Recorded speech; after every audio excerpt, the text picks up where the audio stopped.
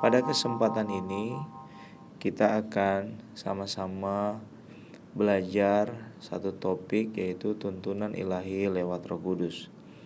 Yang menjadi latar belakang topik ini terdapat di Kisah Para Rasul pasal yang pertama, ayat yang pertama sampai yang kelima. Demikian firman Tuhan.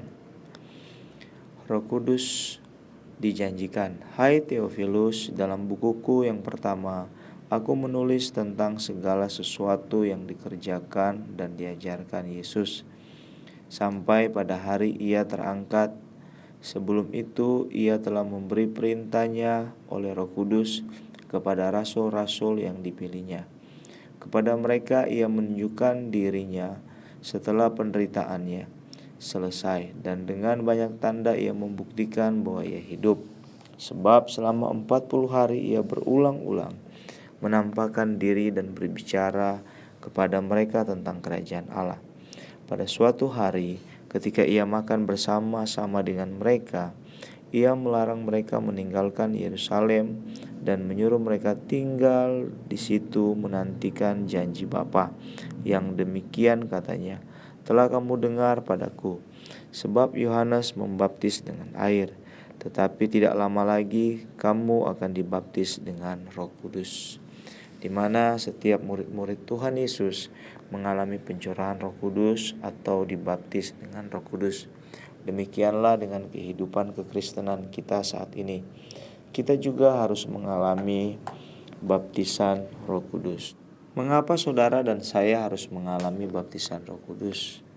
Karena Roh Kudus akan membawa kehidupan kekristenan kita untuk kita melakukan kehendak Bapa di sorga, seperti apa yang dinyatakan oleh Tuhan Yesus lewat para rasul. Dan saya tidak sedang berbicara ideologi saya atau doktrin yang saya alami, tetapi saya sedang berbicara firman Tuhan yang terdapat di Kisah Para Rasul pasal yang pertama, bahwa kerinduan Tuhan Yesus merindukan setiap kita yang percaya kepadanya. Selain kita dibaptis dengan baptisan Yohanes, kita juga akan dibaptis dengan Roh Kudus. Demikian juga yang dialami oleh para murid atau rasul-rasul. Mereka juga mengalami tuntunan ilahi lewat Roh Kudus di loteng Yerusalem, dan mereka dituntun oleh Roh Kudus di dalam setiap perjalanan kekristenan mereka. Inilah yang menjadi poin di dalam tuntunan ilahi lewat Roh Kudus, di mana Tuhan rindu untuk kita mengalami kepenuhan Roh Kudus di dalam setiap kehidupan kita, sehingga kita dapat mengetahui rancangan-rancangan apa yang Tuhan mau di dalam setiap kehidupan kita di dunia yang sekarang ini. Alasan yang pertama mengapa kita harus mengalami baptisan Roh Kudus. Alasan yang pertama terdapat di Kisah Para Rasul pasal yang pertama ayat yang ke-8. Demikian firman Tuhan. Tetapi kamu akan menerima kuasa kalau Roh Kudus turun ke atas kamu, dan kamu akan menjadi saksiku di Yerusalem dan di seluruh Yudea dan Samaria dan sampai ke ujung bumi. Dikatakan di ayat yang ke-8 Kisah Para Rasul yang pertama bahwa ketika kita mengalami baptisan Roh Kudus akan memberikan kepada kita kuasa yang datang dari Tuhan Yesus Kristus. Kuasa di mana kita berani menyaksikan perbuatan-perbuatan Tuhan yang mulia, yang ajaib, di mana juga kita dapat melakukan mujizat-mujizat atau menyembuhkan orang sakit kalau Roh Kudus turun atas kita. Dan inilah yang menjadi kerinduan Tuhan, di mana setiap umat Tuhan dapat dituntun oleh pribadi Roh Kudus, dan kita akan menjadi saksi Tuhan di Yerusalem, di seluruh Yudea dan Samaria dan sampai ke ujung bumi.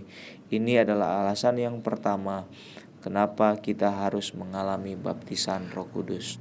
Alasan yang kedua, mengapa saudara dan saya harus dituntun lewat Roh Kudus. Alasan yang kedua terdapat di dalam Yohanes 14 ayat yang ke-20. Demikian firman Tuhan. Tetapi penghibur, yaitu Roh Kudus yang akan diutus oleh Bapa dalam namaku, Dialah yang akan mengajarkan segala sesuatu kepadamu dan akan mengingatkan kamu akan semua yang telah kukatakan kepadamu. Roh Kudus adalah pribadi yang selalu ada di dalam setiap kehidupan orang percaya, dan Tuhan Yesus berkata bahwa Dia akan mengajar. Dia adalah pribadi yang hidup, yang dapat mengajar setiap kehidupan orang percaya. Di dalam Lukas 12 ayat yang ke-11 sampai yang ke-12 berkata demikian. Apabila orang menghadapkan kamu kepada majelis-majelis atau kepada pemerintah-pemerintah dan penguasa-penguasa, janganlah kamu khawatir bagaimana dan apa yang harus kamu katakan untuk membela dirimu. Sebab pada saat itu juga Roh Kudus akan mengajar kamu apa yang harus kamu katakan. Pribadi Roh Kudus akan memberikan kita keberanian, memberikan kita hikmat yang datang dari Tuhan. Dan di sana dikatakan bahwa Roh Kudus secara otomatis akan mengajarkan kita untuk kita membela diri kita kalau kita diperhadapkan kepada majelis-majelis atau pemerintah atau penguasa-penguasa. Dan dikatakan di sana janganlah kamu khawatir karena Roh Kudus yang akan mengajar. Poin yang ketiga di dalam tuntunan ilahi lewat Roh Kudus, kita baca di Lukas 10 ayat yang ke-21 sampai 22. Pada waktu itu juga bergembiralah Yesus dalam Roh Kudus dan berkata, Aku bersyukur kepadamu Bapa Tuhan langit dan bumi, karena semuanya itu Engkau sembunyikan bagi orang bijak dan orang pandai, tapi Engkau nyatakan kepada orang kecil. Ya Bapa, itulah yang berkenan kepadamu. Semua telah diserahkan kepadaku oleh Bapakku, dan tidak ada seorang pun yang tahu siapakah anak selain Bapa, dan siapakah Bapa selain anak, dan orang yang kepadanya anak itu berkenan menyatakan hal itu. Demikianlah firman Tuhan. Poin yang ketiga di dalam tuntunan ilahi lewat Roh Kudus, kita bisa belajar dari apa yang Tuhan Yesus alami, di mana Tuhan Yesus bergembira dalam Roh Kudus. Dan Tuhan Yesus menyatakan bahwa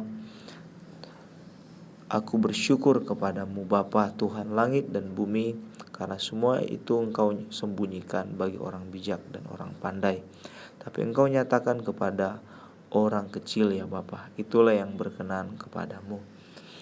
Artinya Tuhan Yesus mau supaya kita mengalami kehendak-kehendak Bapa di dalam kuasa dan kepenuhan Roh Kudus di dalam kehidupan kekristenan kita. Disinilah Tuhan Yesus sangat bergembira dalam Roh Kudus, di mana juga Tuhan Yesus di dalam kehidupannya Dia mengalami tuntunan-tuntunan dari Roh Kudus, dan kita juga akan mengalami hal yang demikian, di mana Tuhan Yesus berkata, Tuhan, Engkau menyembunyikan bagi orang bijak dan orang pandai, tetapi kepada orang kecil Engkau nyatakan. Tuhan akan menyatakan kehendak Bapa kepada orang-orang yang mau merendahkan diri, mau merendahkan hati untuk dituntun oleh Roh Kudus, untuk dipenuhi oleh Roh Kudus. Marilah Bapak Ibu Saudara dimanapun kita berada, kita mau dipenuhi oleh Roh Kudus, kita mau mengalami baptisan Roh Kudus, dan apa yang Roh Kudus mau di dalam kehidupan kita itu terjadi, yaitu kehendak-kehendak Bapa yang dinyatakan oleh Yesus Kristus Tuhan. Marilah kita bersuka cita karena Tuhan sudah memberikan kepada kita tuntunan ilahi lewat Roh Kudus, sehingga kita tidak lagi mengandalkan kepintaran-kepintaran dunia ini atau keinginan-keinginan dunia ini dengan ketamakan dan segala keegoisannya, atau pencapaian-pencapaian yang datang dari dunia ini. Roh Kudus sudah diberikan kepada kita. Marilah kita mengikuti tuntunan ilahi lewat Roh Kudus. Jangan kita mengesampingkan Roh Kudus yang sudah Allah berikan di dalam kehidupan kekristenan kita. Biarlah Roh Kudus menjadi landasan kehidupan kekristenan kita, dan kita mau dituntun oleh Roh Kudus. Biarlah apa yang menjadi topik kita bisa memberkati kehidupan kita di masa-masa yang akan datang. Terima kasih, Tuhan Yesus memberkati.